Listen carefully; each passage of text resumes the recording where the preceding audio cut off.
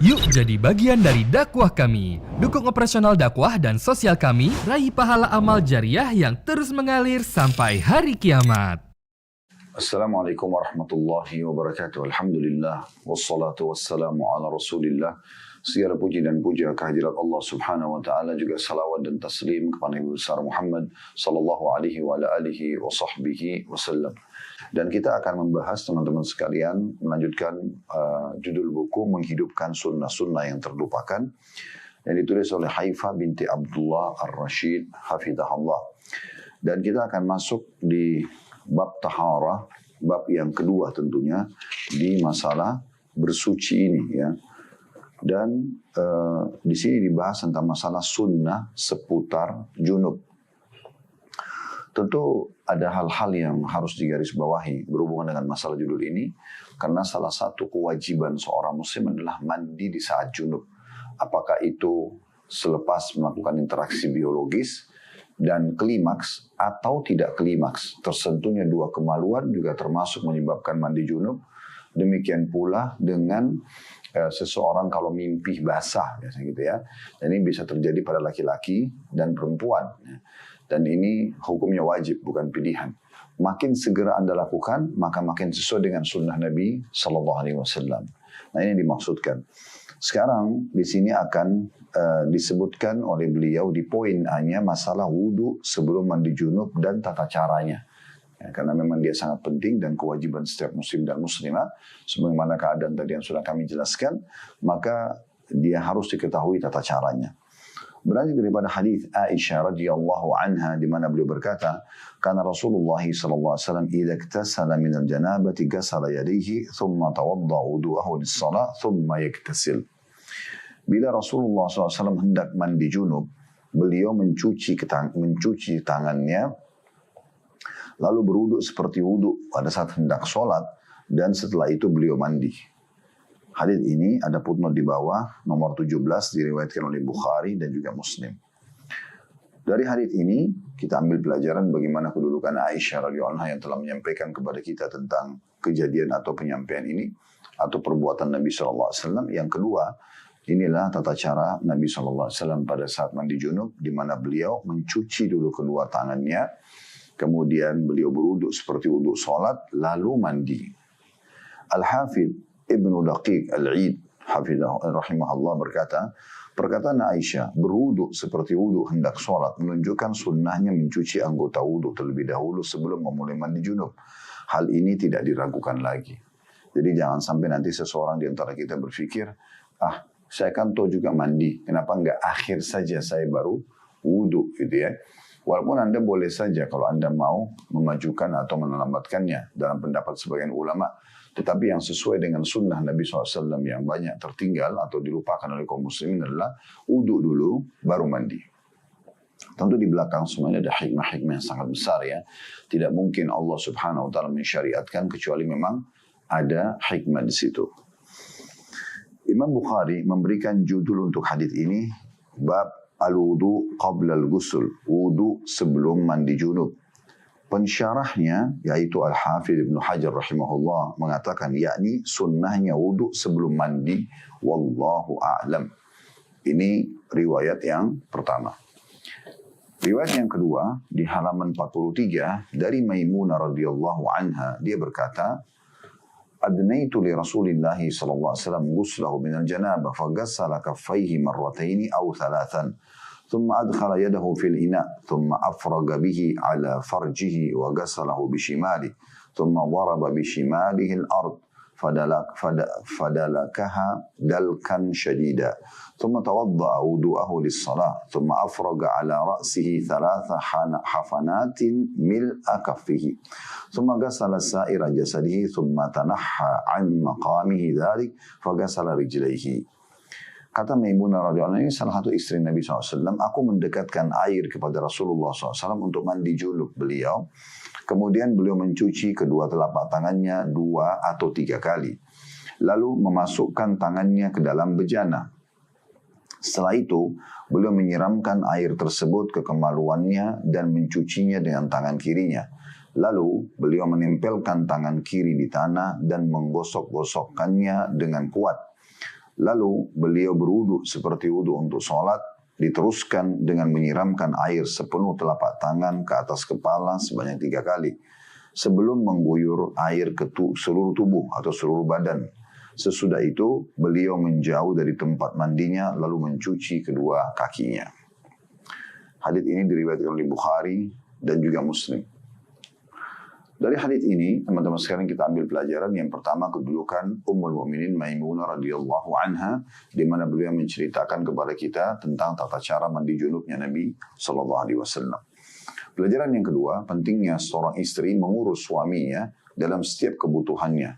Bahkan sampai pada hal-hal yang kecil, seperti menyiapkan air untuk mandi atau perlengkapan-perlengkapan mandinya. Karena semua itu ada nilai pahala yang sangat besar. Kami sering sampaikan di pengajian-pengajian bagaimana seorang istri bisa meraih pahala maksimal hanya dari satu orang ini, dari suaminya. Karena memang tidak ada poliandri dalam Islam. Seorang wanita tidak bisa memiliki 2 orang suami. Beda dengan laki-laki, masih bisa ada hukum poligami. Kalau poliandri berarti tidak ada suami 2, cuma 1 saja. Artinya Anda hanya fokus mengurus 1 orang ini. Maka jangan pernah ada satu celah dalam kehidupan sedang bersama ataupun tidak bersama, di mana Anda bisa memaksimalkan untuk meraih pahala dari 1 orang ini. Dari hal yang kecil sampai hal yang besar. Apa yang membuat hatinya tenang, hilangnya kegelisahannya, menghiburnya, memenuhi kebutuhannya, mendahulukan dirinya, mendahulukan keluarganya. Semua hal-hal yang merupakan kebutuhan dasar, maka mendahulukan suami dan mengurusnya. Ini dinukil juga kisah tentang Asma binti Abi Bakar radhiyallahu anhuma, di mana beliau menikah dengan Zubair bin Awam, dan beliau berkata, saya mengurus semua kebutuhan Zubair, ya, dari kebutuhan dasar, air di rumah, masakan, pakaian, bahkan sampai ya mengurus kudanya. Kalau kuda sekarang itu transportasinya, gitu ya, diurus, gitu. Dan juga aku pernah memikul di kepalaku biji-biji kurma dari kebunnya Zubair yang diberikan oleh Nabi SAW. Jadi keterlibatannya sangat jauh untuk bisa meraih yang terbaik dari suaminya. Subhanallah, kalau ada seorang wanita yang melalaikan tugas ini, maka selain dia jauh dari perintah Nabi SAW dan perintah syariat, juga membuat dia akhirnya jauh, berjarak dari suaminya. Seorang laki-laki itu akan merasa kehadiran istrinya di saat dia bisa berkhidmah. Dia hadir dalam menghibur hatinya, menyejukkan matanya, memenuhi kebutuhannya. Ya, dia patuh kalau diperintahkan. Itu sabda Nabi SAW.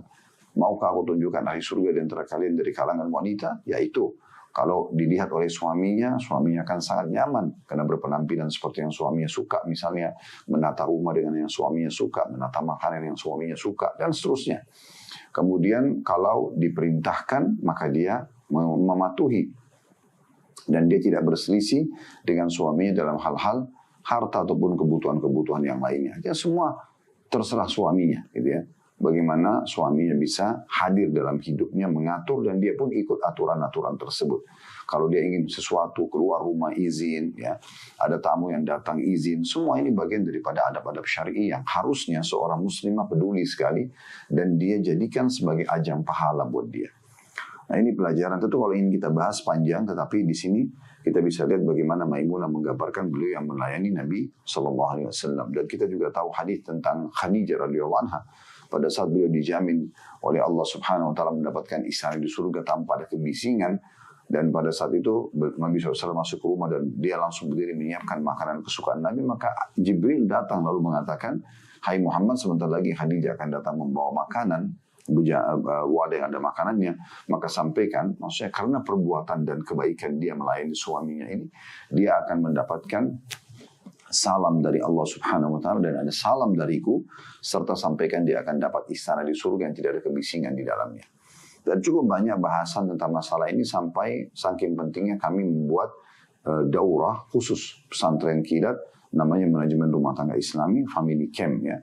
Ini menginap di beberapa titik-titik itu. Kemarin baru kami selesaikan juga di Bandung, Family Camp yang keempat, untuk memberikan penjelasan-penjelasan bagaimana harusnya kita menjadi pasangan suami istri dan meraih pahala dari pasangan masing-masing dan meraih surga Allah Subhanahu Wa Taala, tentunya puncaknya hanya dengan saling memenuhi kebutuhan. Pelajaran ketiga yang bisa diambil ada tata cara mandi Nabi SAW. Dimulai dari mandi junub terutama ya di sini, mencuci dulu kedua telapak tangan 2 atau 3 kali, lalu memasukkan tangannya ke dalam bejana. Maksudnya Nabi SAW kalau bangun tidur atau selepas melakukan hubungan biologis, beliau tidak langsung mencelupkan tangannya ke wadah, ke ember kalau kita, ke bak air misalnya. Tapi sunnahnya adalah beliau mencuci dulu. Karena dikhawatirkan ada sesuatu yang melekat di tangan yang harus dicuci, dihilangkan dulu, kemudian baru kita memegang air yang tergenang yang sifatnya memang suci. Tentu kalau Anda ada keran air di rumah pakai wastafel di kamar mandi atau Anda langsung di shower tidak ada masalah. Tapi tetap Anda jalankan sunnah ini ya. Cuci tangan ya terlebih dahulu 2-3 kali. Ya, kemudian setelah itu menyiramkan air tersebut ke kemaluan dan mencucinya dengan tangan kiri. Jadi Nabi SAW mendahulukan mencuci kemaluan karena biasanya orang kalau junub tentu ada sisa-sisa sperma. Maaf ini. Maka ini dibersihkan dulu. Jadi setelah cuci tangan, kemaluan dulu dibersihkan. Lalu kemudian menempelkan tangan kiri di tanah dan menggosok-gosokkannya dengan kuat. Ya. Di sini bisa bermakna Nabi SAW karena tadinya membersihkan kemaluan beliau dengan dengan tangan kirinya, maka tangan kirinya yang digunakan untuk menempelkan ke tanah dan menggosok-gosokkan. Berarti seperti mensucikan tangan kiri tadi, ya, mensucikan tangan kiri tadi ya, karena memang di masa dulu itu tanah, belum ada lantai atau keramik seperti kita sekarang. Tapi kalau Anda mau jalankan sunnah ini tidak ada masalah. Anda setelah mencuci, ya, misalnya di tempat shower, kalau Anda lagi mandi junub, Anda kalau sudah mencuci kemaluan Anda, maka Anda boleh menggosokkan telapak tangan kiri Anda yang Anda gunakan mencuci ya. Dan di sini memang kita perlu ambil benang merah, kemaluan dipegang dengan tangan kiri. Begitu yang disebutkan dalam beberapa tata cara Nabi SAW. Beliau tidak dikatakan atau bahkan beliau melarang untuk memegang kemaluan dengan tangan kanan. Kemudian setelah itu, setelah kemaluannya bersih, ya tangannya juga sudah bersih, lalu beliau berwudu seperti wudu sholat. Kemudian diteruskan dengan menyiram air sepenuh telapak tangan ke atas kepala sebanyak 3 kali sebelum mengguyur seluruh badan. Jadi di sebelah kanan disiramkan air. Dalam beberapa riwayat beliau mengambil air lalu memegang bagian kanan kepala sampai terasa air itu tersentuh di kulit kepala sebanyak 3 kali, baru kemudian menyiram sisi kanan tubuh lalu menyiram seluruh tubuh. Ya. Dan setelah selesai itu beliau minggir, ya, pindah dari tempat mandinya sedikit lalu membasuh kakinya. Nah inilah rangkaian daripada mandi junub yang diriwayatkan oleh Ummul Mukminin Maimunah radhiyallahu anha. Kemudian poin B-nya, wudu orang yang junub ketika hendak makan ataupun tidur. Riwayat Abdullah bin Umar radhiyallahu anhuma berbunyi bahwasanya Umar bin Khattab radhiyallahu anhu pernah bertanya, "Ya Rasulullah, ayarqudu ahaduna wa huwa junub?" Qala na'am, idza tawadda ahadukum falyarqud wa huwa junub. Ya Rasulullah, bolehkah salah seorang dari kami langsung tidur saat sedang junub? Beliau sallallahu alaihi wasallam menjawab, ya boleh. Jika dia sudah berwudu, dia boleh tidur meskipun sedang junub. Diriwayatkan oleh Bukhari dan juga Muslim. Riwayat ini, teman-teman sekalian, memberikan pelajaran kepada kita pentingnya seseorang bertanya yang berhubungan dengan masalah hukum-hukum agama yang dia butuhkan. Di sini Umar bin Khattab radhiyallahu anhu bertanya kepada Nabi SAW, boleh nggak orang kalau dalam kondisi junub? Biasanya kan orang kalau junub itu ada yang segera mandi, ada yang berpikir karena dia letih, dia merasa lebih nyaman, rileks tubuhnya sehingga dia mau tidur dulu. Maka hal ini dua-duanya dibolehkan. Dan lebih afdal Anda kalau mandi langsung, sebagaimana kami jelaskan tadi, menyegerakan mandi. Dan ini amanah dari Allah Subhanahu wa taala. Semua disebutkan dalam sebuah hadis yang disahihkan oleh Al-Mudri dan juga Syekh Al-Albani dalam kitab Sahih Targhib wa Tarhib. Namun kalau misalnya Anda memang harus untuk istirahat ya, maka Anda usahakan berwudu terlebih dahulu. Tentu yang dimaksud dengan berwudu sini Anda mulai dengan yang tadi ya. Jadi Anda cuci telapak tangan, selepas junub Anda bersihkan kemaluan Anda, sudah bersih, lalu Anda wudu seperti wudu sholat, lalu Anda istirahat. Jadi dibolehkan. Nah ini keutamaan fadilah pertama atau keutamaan hadits yang pertama adalah keutamaannya Umar bin Khattab sendiri yang bertanya. Dan bolehnya seseorang muslim bertanya apa yang dia perlukan. Pelajaran yang kedua, adanya anjuran dari Nabi SAW bagi orang yang mau menunda mandi junubnya dengan cara dia berwudu dulu baru dia tidur. Ya. Dan ini korelasinya cukup banyak antara sunnah Nabi SAW wudu sebelum tidur. Ya, itu ada hadis-hadis Nabi SAW menyebutkan ya, orang kalau dalam kondisi wudu pada saat mau tidur, itu dia dalam kondisi, kalau meninggal pun dalam kondisi fitrah. Mohon maaf. Fitrah artinya dia dalam kondisi Islam ya. Kemudian juga sunnah Nabi SAW yang selanjutnya yang kedua adalah bagaimana menjalankan hadis ini. Bahwasanya memang Nabi SAW menganjurkan kepada Umar bin Khattab radhiyallahu anhu dan sebuah pelajaran bagi umat ini, kalaupun mau tidur menunda mandi junub, maka tetap dalam kondisi wudu. Hadis kedua berhubungan dengan masalah ini, riwayat Ummul Mukminin Aisyah radhiyallahu anha, beliau berkata, karena Nabi SAW idza arada an yanama wa huwa junub, ghasala farjahu wa tawadda wudu'ahu lis-salat. Ini lebih rinci lagi ya. Bila Nabi SAW hendak tidur, sementara beliau dalam keadaan junub, beliau mencuci kemaluannya dan berwudu seperti wudu untuk sholat. Hadis ini diriwayatkan oleh Bukhari dan juga Muslim. Dan dalam redaksi Imam Muslim disebutkan, karena Rasulullah SAW idza kana junuban fa arada ya'kula aw yanama tawadda wudu'ahu lis-salat. Apabila Rasulullah SAW dalam keadaan junub, kemudian beliau ingin makan atau tidur, maka beliau berwudu seperti wudu untuk sholat. Hadis ini diriwayatkan oleh Imam Muslim, ada di footnote di bawah tentunya, di nomor 23, ada nomornya ya. Baik, riwayat ini kita ambil pelajaran langsung saja, yaitu kedudukan Aisyah radhiyallahu anha, keutamaan beliau karena beliau menyampaikan kepada kita tentang tata cara ini. Ya, tata cara Nabi SAW, kalau mau tidur sementara dalam kondisi junub, beliau berwudu dulu. Faedah kedua dari hadis yang bisa diambil adalah bahwasanya Nabi SAW pernah ya dalam kondisi ini. Artinya beliau tidak langsung mandi, tapi beliau wudu dulu baru beliau tidur. Nanti bangun tidur baru mandi. Misalnya menjelang subuh baru mandi atau menjelang sholat malam baru mandi. Karena di sini Aisyah berkata radhiyallahu anha, bila Nabi SAW hendak tidur sementara beliau sedang junub. Ya. Berarti kan beliau pernah melakukannya, tidur dalam kondisi dalam junub. Maka beliau mencuci kemaluannya dulu, kemudian beliau wudu seperti wudu sholat. Pelajaran yang selanjutnya yang ketiga adalah bagaimana pentingnya seseorang membasuh kemaluannya. Karena biasanya sperma itu, maaf, itu agak melekat ya. Sehingga kalau tidak dicuci, biasanya akan berpengaruh pada kemaluan ya. Jadi lebih bagus dibersihkan. Nah, kalau di masa sekarang alhamdulillah sudah ada sabun juga pembersih yang bisa membantu sehingga betul-betul bersih kemaluan Anda seakan-akan Anda habis mandi ya, karena mencucinya dengan bersih, kemudian baru Anda wudu sholat, lalu kemudian Anda tidur ya.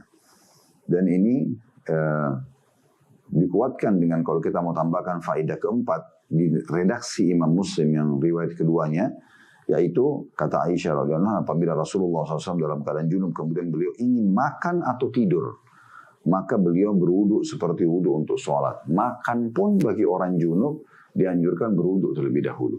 Ya, mungkin diantara hikmahnya adalah bagaimana supaya titik-titik air wudu ini, termasuk membasuh kedua telapak tangan, ini membersihkan kalau ada sisa-sisa sperma, sisa-sisa keringat mungkin ya. Kalau orang dalam kondisi gerah, misalnya pada saat hubungan biologis, ini dibersihkan terlebih dahulu. Kemudian baru dia wudu. Nah, wudu ini titik-titiknya kalau menyentuh semua telapak tangan, mulut, hidung, muka, kepala dan kaki, ini titik-titik kata sebagian ulama adalah titik-titik yang menyingkirkan kembali tubuh. Makanya dalam hadis yang lain tentang masalah mengulangi biologi sebagai orang yang mengulangi, kata Nabi SAW, siapa yang ingin mengulangi biologisnya maka dia berwudu, karena itu akan memotivasi dia, lebih memotivasi dia. Kenapa? Karena titik-titik ini kalau kena air segar gitu ya. Orang kalau ngantuk wudu gitu ya. Nah, ini wudu ini sangat besar sekali manfaatnya bila urat-urat saraf di sekitar titik-titik wudu ini tersentuh air.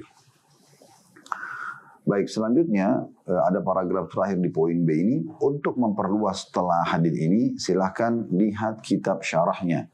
Dalam Fathul Bari disebutkan jumhur ulama berpendapat bahwa hukumnya dalam kurung wudu sebelum makan atau tidur bagi orang yang sedang junub adalah sunnah. Dan ini diriwayatkan atau disebutkan dari dalam kitab Fathul Bari, ya, Syarah Sahih Bukhari. Kalau di sini kita bisa lihat bahwasanya wudu ini bukan wajib, ya. Yang wajib mandi junubnya, tapi wudu sebelum tidur, wudu sebelum makan bagi junub, ya. Nah ini wudu pada saat mau mengulangi biologis, semua ini hukumnya sunnah. Tapi Namanya judul buku kita ini adalah sunnah-sunnah yang terlupakan. Ini walaupun sunnah adalah perintah Nabi SAW. Maksudnya sunnah secara hukum fikih ya, dikerjakan dapat pahala, ditinggalkan tidak berdosa. Tetapi tetap saja dia adalah sesuatu yang sangat penting untuk diamalkan. Karena sunnah-sunnah Nabi adalah contoh-contoh beliau yang merupakan juga syariat. Walaupun masih ada opsional, diberikan opsi kalau orang tidak mau kerjakan tidak apa-apa. Tapi dia kehilangan banyak sekali pahala. Apalagi kalau akumulasi selama dia hidup. Baik, poin C-nya, wudu orang yang ingin mengulangi jima. Nah ini tadi sudah sempat kita singgung ya.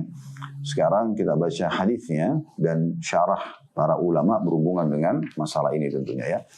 Dan ini penutupan dalam bab yang ini ya, bab tentang bahasan masalah mandi junub ya. Dari Abu Sa'id Al-Khudri radhiyallahu anhu dia berkata Rasulullah atau Nabi sallallahu alaihi wasallam bersabda idza ata ahadukum ahlahu thumma arada an ya'uda falyatawadda. Jika salah seorang di antara kalian berhubungan intim dengan istrinya kemudian dia ingin mengulanginya lagi maka berwuduklah terlebih dahulu. Diriwayatkan oleh Imam Muslim, Abu Daud, Ibnu Majah dan juga Tirmidzi.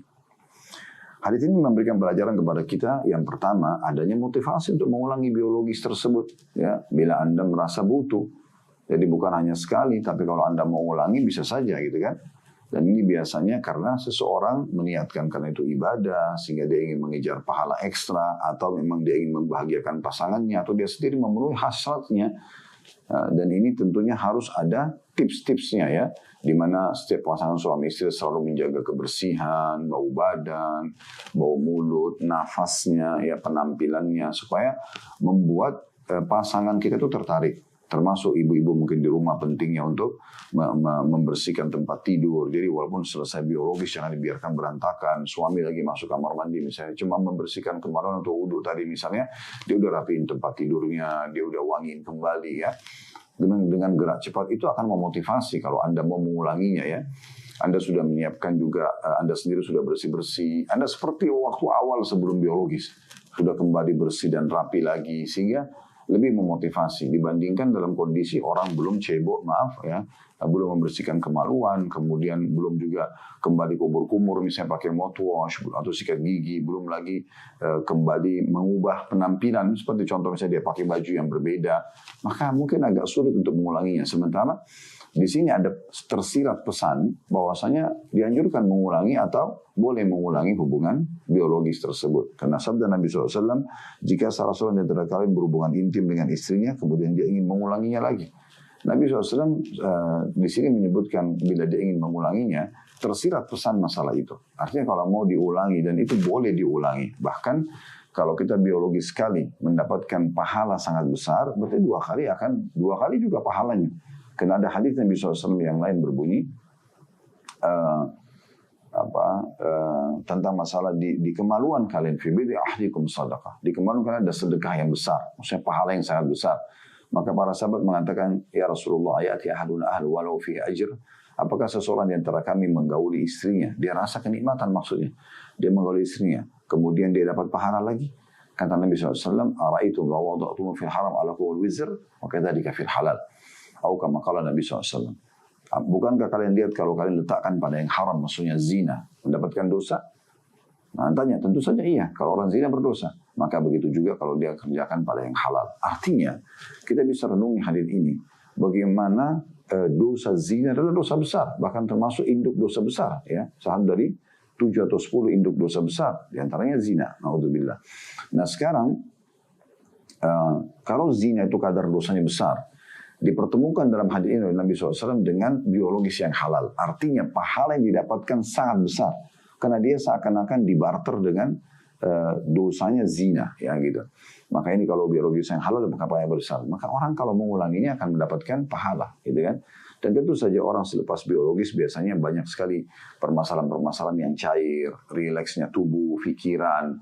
Banyak manfaat, tapi tentu juga bukan berlebih-lebihan, Ada batasan tertentu di mana mungkin orang jenuh, di mana orang letih, ya. Jadi kita bisa mengimbangi la ifrat wa la tafrit, tidak berlebih-lebihan, tidak juga kurang, ya. Dan ada orang mungkin dia terlalu berlebih-lebihan dalam arti kata mungkin sehari sampai berulang-ulang sehingga akhirnya muncul kejenuhan. Mungkin keesokan hari atau lusa atau pekan depan dia ingin lakukan, dia sudah sangat jenuh karena terulang yang terlalu berlebihan, atau mungkin terjadi lecet atau apa ya, itu mungkin bisa terjadi, sehingga hanya mengganggu interaksi yang selanjutnya. Atau ada juga orang yang kurang sekali, dalam arti kata memang mungkin cuma sebulan sekali, sepekan sekali misalnya, dan itu pun tidak dilakukan atau tidak dikemas dengan baik, sehingga tidak dengan penampilan khusus, tidak dengan pakaian khusus, tidak dengan wangi-wangian khusus, tidak menjaga hal-hal ini, sehingga sekali sepekan pun itu sangat menjenuhkan. Nah, ini waswas syaitan yang membuat akhirnya interaksi biologis itu sangat tidak nyaman, ya. Ini harus diperhatikan, ya. Makanya Nabi SAW mengingatkan hal ini dengan sangat detail di banyak keadaan-keadaan. Di antaranya kata Nabi SAW kepada para laki-laki, kalau kalian pulang dari safar, janganlah kalian datang ke rumah tanpa memberitahukan kepada para wanita, maksudnya istri di sini. Ya. Tujuannya agar, kata Nabi SAW, agar si wanita itu sempat menyisir rambutnya, mencukur bulu kemaluannya. Kenapa ini pesannya? Karena memang laki-laki itu berpengaruh sekali tentang masalah melihat penampilan.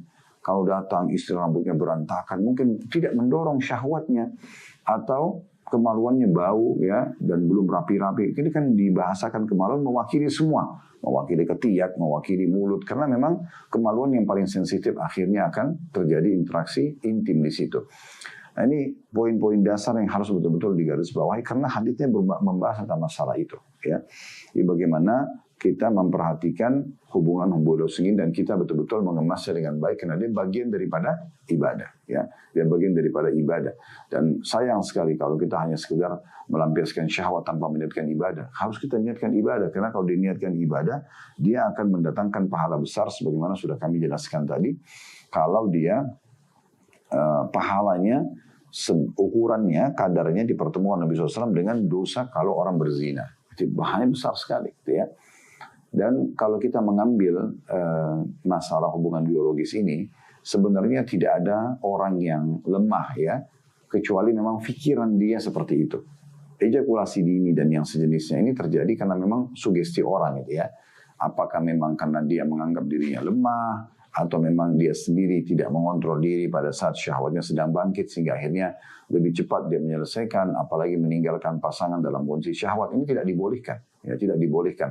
Nabi SAW melarang dalam hadis yang lain, laki-laki atau seorang suami menarik kemaluannya sebelum istrinya selesai dari hajatnya, ya, karena dia pun punya hajat di situ. Oleh karena itu laki-laki harus bisa mengontrol dirinya sehingga tidak egois, gitu ya. Dan Nabi SAW mengingatkan dalam banyak hadis, seperti beliau mengatakan, kalau seseorang dari kalian ingin berhubungan biologis, maka kirimlah utusan-utusan. Maka kata para sahabat, ya Rasulullah, apa utusannya? Kata Nabi SAW, ciuman, sentuhan, gitu kan. Itu semua bagian daripada ajaran baginda Nabi SAW. Dan ini bukan hal yang risih untuk disampaikan, karena kalau tidak disampaikan secara ajaran Nabi SAW atau secara syariat, maka kira-kira Anda akan belajar di mana? Anda akan belajar dari film porno, Anda akan belajar dari tulisan orang-orang non-muslim yang akhirnya mereka mengajarkan tata cara mereka. Memang mereka subhanallah pada saat buang air besar, buang kecil, tidak cebok dengan air. Di mana kesuciannya? Anda sudah tidak asing itu bagi orang non-muslim. Mereka hanya kencing, lalu kemudian main tutup celananya langsung tanpa cebok. Karena air seni itu kotoran, ampas daripada tubuh kita dikeluarkan. Kalau yang cairan melalui kemaluan, kalau yang kotoran berat tinja maka dari belakang, dari dubur, ya. Kalau yang cairan dari kubul. Dan mereka tidak bersihkan itu, sehingga akhirnya terjadilah interaksi biologis yang sebenarnya melahirkan bau dan segala macam, plus bakteri dan penyakit. Makanya macam-macam penyakit muncul di wilayah mereka, itu ya. Dan kaum muslimin adalah orang yang terkenal sangat bersih karena syariat, kalau dia jalankan syariat, ya. Ada disnukil sebuah kisah seorang wanita tukang cuci baju, ya, mahasiswa-mahasiswa yang ada di Inggris, di London pada saat itu. Begitu ceritanya, ya, yang saya pernah baca di satu tulisan, dan Allah alam kebenarannya, tapi ini kisah-kisah nyata tentang masuk Islamnya orang. Ada seorang ibu, dia selalu seperti laundry kalau kita, ya, dia menawarkan jasa untuk mencuci pakaian, termasuk pakaian dalam. Dan dia menceritakan bagaimana dia memperhatikan anak laki-laki, perbedaan dasar antara pakaian dalam mahasiswa muslim sama mahasiswa non-muslim. Jadi kalau mahasiswa muslim itu selalu celana dalamnya ditemukan bersih. Mungkin ada bau keringat, tapi tidak ada yang hal-hal yang noda-noda atau yang kotor. Tapi celana non-muslim selalu banyak sisa-sisa air seni kencingnya, dan itu kotor, mendatangkan bau dan segala macam. Nah ini yang terjadi. Jadi memang Islam datang dengan sangat mengajarkan kebersihan. Belum lagi hadis Nabi SAW, Inna Allah jamil, yuhibbul jamal, Allah indah, suka dengan keindahan. Hadis ini disebutkan karena ada seorang sahabat yang datang kepada Nabi SAW mengatakan, Ya Rasulullah, kalau seseorang di antara kami suka berpenampilan bersih, wangi, rapi, pakaiannya, sendalnya, sepatunya, semuanya bagus gitu penampilannya. Kan kita kalau lihat orang ada rapi, kan kita suka juga melihatnya ya. Apakah itu termasuk sombong? Kata Nabi SAW, Allah itu indah dan suka keindahan. Maksudnya itu boleh, tidak masalah. Allah buat fitrah, kita kalau habis sikat gigi dan kumur-kumur, kita percaya diri untuk ngomong sama orang misalnya. Atau maaf, suami istri ciuman misal contoh. Kalau Anda sudah mandi segar, menyisir rambut, Anda pakai baju, Anda lebih yang bagus, Anda lebih percaya diri. Kan gitu. Dibandingkan ini semua tidak ada. Makanya hal-hal sepele di mata sebagian orang, tapi sebenarnya besar. Karena ini bagian daripada syariat. Bukan penyampaian ijtihad atau upaya dari kami atau dari para teman-teman dai. Tetapi memang ini adalah penyampaian Nabi SAW yang merupakan ajaran agama. Dan kalau ajaran agama berarti dari Allah Subhanahu Wa Taala menciptakan kita, dan Allah lebih tahu masalah itu. Allah Subhanahu Wa Taala lebih tahu masalah itu. Dan bagaimana secara fitrah manusia tidak suka dengan hal-hal yang bau sebenarnya. Ya. Kita begitu lewat di sebuah tempat ada bau tidak sedap, langsung kita tutup hidung.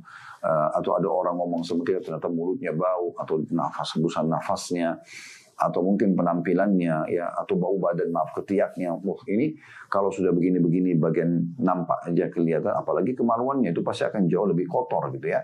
Maka ini semua hal-hal yang dasar yang harus diperhatikan secara khusus ya. Ini semua kita ambil istinbat hukum atau sebuah hukum ataupun faedah hadis dari potongan hadis ini. Karena Nabi SAW menyuruh kita kalau mau mengulangi biologis, adanya tersirat pesan masalah biologis. Juga jangan lupa teman-teman sekalian, kalau mau biologis tentunya tambahannya adalah membaca doa. Karena sabda Nabi SAW, siapa yang ingin menggauli istrinya lalu dia membaca, Allahumma jannibna minasyaitan wa jannib syaitani ma razaqtana. Ya Allah, jauhkan kami dari syaitan, jauhkan syaitan dari apa yang kau karuniakan kepada kami. Maksudnya anak-anak dan kenikmatan biologis. Maka kata Nabi SAW, kalau Allah mengaruniakan mereka anak dari biologis tersebut, maka anak itu tidak akan diganggu oleh syaitan selamanya. Ini berarti menandakan faedah yang luar biasa. Siapa yang tidak ingin teman-teman sekalian anaknya tidak jadi nakal, tidak jadi durhaka, karena digoda oleh syaitan kan untuk nakal, untuk durhaka. Tapi tidak akan dapat hanya karena membaca doa. Contohnya, kan gitu. Nah, di antara adab tadi yang kita sebutkan sini adalah dia ini faedah dari hadis, kalau dia ingin mengulangi biologisnya, maka dia berwudu. Ya, dia berwudu terlebih dahulu. Sama tadi ya, cuci telapak tangan dulu, kemudian cuci kemaluan dengan bersih, ya kembali Anda fresh lagi, supaya pasangan tertarik lagi, Anda pun tertarik lagi untuk mengulanginya agar mendapatkan pahala. Anda wudu, kemudian Anda mengulanginya. Kalau Anda tidak mau mengulangi, kita kembali kepada hadis sebelumnya, yaitu Anda tinggal tidur, tapi dalam kondisi wudu. Mandi boleh Anda tunda. Tetapi sekali lagi, yang lebih sempurna adalah kalau Anda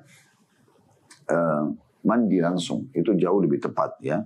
Sehingga Anda kalau bangun malam, Anda sudah langsung bisa sholat tahajud, atau Anda bangun sudah azan subuh, Anda tinggal langsung sholat karena sudah dalam kondisi bersih dan sudah mandi junub. Baik, kita dengarkan itu baru penyampaian dari kami tentang hadis ini secara matan atau letterlet ya, isi hadis.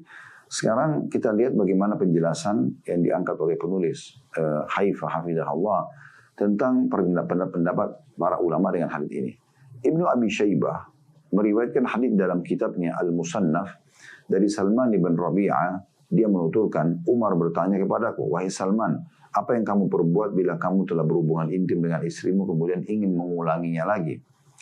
Maka aku balik bertanya, apa yang seharusnya aku perbuat? Umar lantas menjawab, berwudulah di antara keduanya, di antara hubungan intim pertama dan selanjutnya. Riwayat yang kedua ini dinukil Ibnu Abi Syaibah dalam kitab Musannafnya adalah bagaimana pentingnya seorang muslim mempraktikkan ilmu. Ini pelajaran pertama. Kalau Anda sudah dapat sumbernya benar, Anda sampaikan kepada orang. Di sini kasus Umar bin Khattab radhiyallahu anhu bertanya pada Salman. Padahal Salman ini termasuk ulamanya sahabat gitu ya. Maka beliau menanyakan, hai Salman, kalau kau selepas hubungan intim biologis sama istrimu, apa yang kamu lakukan kalau kau ingin mengulanginya? Maka Salman pun mengatakan, apa yang saya harus perbuat? Baru Umar mengatakan, berwudulah Di sini kan sebenarnya Umar bin Khattab beliaulah yang mempraktikkan hadis yang baru kita baca tadi dari hadis Abu Sa'id Al-Khudri. Beliau tahu kalau uduk dulu, dan ada riwayat tadi sebelumnya di mana Umar yang bertanya kepada Nabi SAW, kalau seseorang itu mau tidur, ya, kemudian dia tidak sempat junub, maka apakah boleh? Kata Nabi SAW, boleh asal dia uduk terlebih dahulu. Jadi sunnah sebenarnya yang mungkin tadi sebagaimana kita sudah nukil perkataan Ibnu Hajar dalam kitab Fathul Bari menyatakan itu adalah sebuah hukum sunnah, tetapi sayang banget kalau tidak diamalkan. Sayang banget kalau tidak diamalkan, karena ini jelas-jelas sunnah Nabi SAW. Jadi pelajaran pertama dari riwayat Ibnu Abi Syaibah rahimahullah adalah bagaimana pentingnya seseorang muslim mempraktikkan ilmu yang sudah diketahui. Jadi Anda sudah belajar begini, praktikkan. Dan Anda ajarkan kepada orang lain. Anda sebarluaskan. Karena salah satu cara untuk menambah pahala ekstra buat kita adalah menyebarkan ilmu yang sudah kita ketahui. Yang penting sumbernya benar gitu ya. Di sini Umar bin Khattab sudah tahu, maka beliau mengajarkan kepada Salman, dan di sini menandakan ketulusan beliau sampai-sampai setelah 1400 tahun pun masih sampai kepada kita riwayat ini, masih dinukil oleh para ulama. Allah Subhanahu wa taala mudahkan riwayat ini tersampaikan kepada kita. Pelajaran yang kedua, pentingnya seorang muslim menjaga adab. Kalau orang yang berbicara dengan dia jauh lebih pintar dari dia, jauh lebih bertakwa kepada Allah, jauh lebih kuat imannya, maka adabnya adalah jangan buru-buru menjawab. Mungkin ada memang informasi penting yang bisa disampaikan oleh orang tersebut. Misalnya di sini Salman bisa saja langsung menjawab, oh ya udah dia wudu, gitu kan? Contoh. Tapi dia kembali bertanya, mengatakan pada Umar, apa yang seharusnya aku lakukan? Sebenarnya di sini Salman Al-Farisi yang pertama menghormati Umar bin Khattab karena jauh lebih pintar, jauh lebih saleh dari dia. Karena jelas kalau dibandingkan antara Umar sama Salman, pasti Umar lebih bertakwa kepada Allah SWT karena dia termasuk sahabat yang paling afdal setelah Abu Bakar radhiyallahu anhu majma'in. Tentu tanpa mengurangi kadar penghormatan kepada Salman radhiyallahu anhu.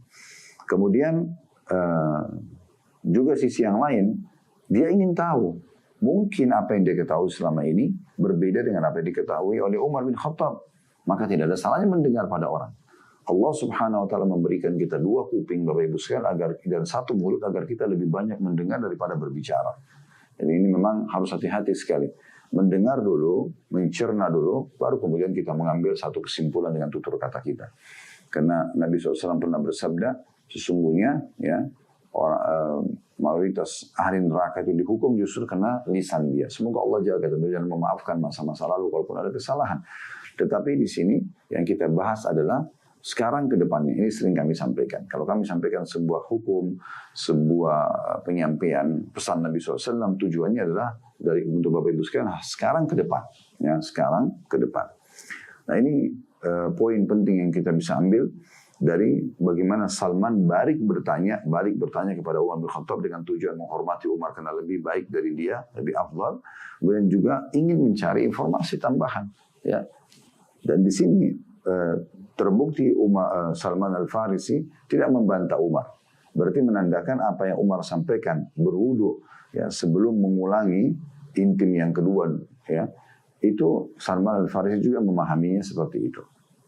Baik, Imam Nawawi rahimahullah membuat bab namanya pembahasan khusus ya berdasarkan hadis ini dan hadis pada masalah sebelumnya, yakni bab jawaz naumil wudu jawaz naumil junub wa istibahul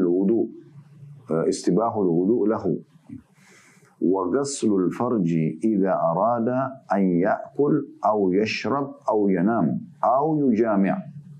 Ya, ini bagian pegang bukunya mungkin bahasa Arab tapi dilatinkan ya, sehingga mungkin agak sulit Anda membacanya. Terjemahannya, bolehnya tidur bagi orang yang sedang junub serta sunnahnya berwudu dan mencuci kemaluan apabila ia ingin makan, minum, tidur dan berhubungan intim lagi. Nah, di sini Imam Nawawi rahimahullah langsung memasukkan dalam bab apa yang merupakan target utama hadis. Dan ini memang ciri khas beliau rahimahullah ya. Imam Nawawi rahimahullah, semoga Allah catatkan dan ikhlaskan niat beliau atas semua ilmu yang beliau sebarkan dan semoga Allah tidak haramkan kita dari para beliau. Ini luar biasa, ilmunya sangat luas. Beliau kalau kita baca Majmu' Nawawi, ada Majmu' Nawawi kurang lebih 40 jilid yang berisikan fatwa-fatwa fikih. Kalau kita baca, kebetulan saya punya bukunya, ya, kalau kita baca judul-judul bukunya itu, dari judulnya saya sudah ilmu. Apalagi kalau kita baca rincian di dalam dengan pendapat-pendapat ulama dalam masalah hukum yang sedang dijelaskan. Makanya di sini beliau menulis bab saja, ya, pada saat mengangkat riwayat tadi Umar dan Salman Al-Farisi, maka juga hadis tadi, ya, yang Abu Sa'id Al-Khudri, kalau seseorang terkadang mau mendatangi keluarganya atau menggauli istrinya yang kedua kali, maka sebaiknya dia berwudu. Maka Imam Nawawi mengatakan bab ini, hadis ini dimasukkan bab panjang, bolehnya tidur bagi orang yang sedang junub. Ini sudah hukum sendiri. Karena orang kadang-kadang bertanya, boleh nggak sih? Seperti Umar bin Khattab bertanya dalam riwayat sebelumnya kan, ya Rasulullah, boleh nggak tidur dalam kondisi junub? Nabi SAW mengatakan, iya, yang penting wudu, gitu kan. Serta sunnahnya berwudu dan mencuci kemaluan. Ini hukum sendiri. Selepas junub, mau makan, mau tidur, mau minum, mau hubungan biologis, cuci tangan, wudu dulu, baru aktivitas. Tentu kalau Anda mandi lebih sempurna. Tapi ini karena hadis yang membahas tentang masalah wudu, maka disebutkan oleh beliau begitu. Makanya bolehnya tidur bagi orang yang sedang junub, serta sunnahnya berwudu dan mencuci kemaluan apabila ia ingin makan, minum, tidur, atau berhubungan intim lagi. Imam Nawawi juga di paragraf terakhir mengatakan dalam syarah Muslimnya, maksudnya teman-teman sekalian bagi yang pegang buku syarah penjelasan Muslim, maksudnya Sahih Muslim. Ya. Kesimpulan dari hadis-hadis itu adalah bolehnya orang yang sedang junub untuk tidur, makan, minum, maupun berhubungan intim lagi sebelum mandi junub. Hal ini sudah disepakati oleh para ulama. Mereka juga sepakat bahwa badan dan keringat orang yang sedang junub itu suci. Dalam hadis-hadis ini, hadis-hadis itu juga ada petunjuk sunnahnya berwudu dan mencuci kemaluan karena semua hal tersebut, ya. Apalagi jika orang tersebut hendak berhubungan intim dengan istri yang belum dijamahnya. Hadis ini atau penjelasan ini tentunya dijelaskan dalam syarah Sahih Muslim jadi 2 halaman 222.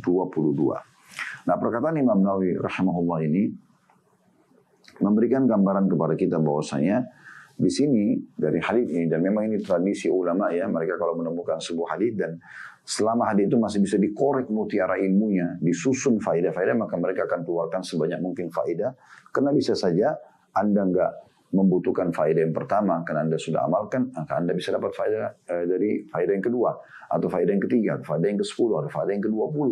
Ya, kadang-kadang dalam sebuah hadis bisa dikeluarkan banyak sekali faedah-faedah untuk diambil sebagai sebuah hukum. Nah, di antaranya di sini adalah kesimpulan hadis-hadis ini menunjukkan bolehnya orang yang sedang junub untuk tidur, makan, minum, maupun berhubungan intim lagi sebelum mandi junub. Yang penting tadi kalau dia mau sunnahnya, dia cuci tangan, dia wudu, kemudian baru dia aktivitas tadi, ya. Intinya boleh menunda mandi junub, boleh menunda mandi junub, ya. Kemudian tentu di sini bukan menunda mandi junub sehingga kehilangan waktu sholat, ya, tetapi bagaimana dia mengatur juga waktunya agar dia bisa mandi sebelum waktu sholat sehingga tidak ketinggalan. Kemudian juga sebagaimana belum mengatakan ini disepakati oleh para ulama. Kemudian juga dari sisi lain ada kesepakatan ulama juga tentang masalah keringat, ya, badan dan keringat orang yang junub suci. Jadi kalau ada dalam keadaan junub lalu Anda salaman sama dia, Anda tidak najis. Jadi pun sama, gitu kan. Keringatnya pun bukan keringat yang, ya, tidak baik, tapi itu tetap suci. Cuma tadi kalau orang lebih amannya, kami mengatakan tadi, karena ada tersirat motivasi untuk mengulangi biologis, maka Anda dianjurkan untuk mandi bersih, atau Anda menghilangkan keringat Anda kembali, Anda sudah wangi kembali. Ini semua akan memotivasi pasangan Anda untuk mengulangi biologis tersebut, ya. Dan juga di sini dikatakan yang terakhir adalah hadis-hadis itu ada petunjuk sunnahnya berwudu dan mencuci kemaluan karena semua hal tersebut. Jadi di sini mencuci kemaluan itu penting, sudah kami bahasakan tadi, karena sperma itu kadang-kadang melekat, ya. Kalau kita bersihkan laki-laki ataupun perempuan, baik yang menuangkan spermanya ataupun yang karena ada sisa di kemaluannya, ataupun wanita yang menerima sperma tersebut, ini semua dibersihkan dengan baik, ya. Karena ini akan menjaga sterilnya kemaluan, dan juga membuat tidak kerasnya, karena dia kalau mengeras di kemaluan kan jadi tidak nyaman juga ya, bahkan bisa membuat lecet misalnya. Nah ini dan dianjurkan tentunya orang kalau yang mau mengulangi hubungan intim dengan istrinya, hal ini akan sangat membantu dia. Selain memang walaupun dia tidak mau ulangi mencuci kemaluan dan wudhu adalah baik, maka kalau dia mau ulangi, maka jauh lebih baik dan lebih membantu dia untuk bisa tentunya dia mengulanginya. Allahu a'lam.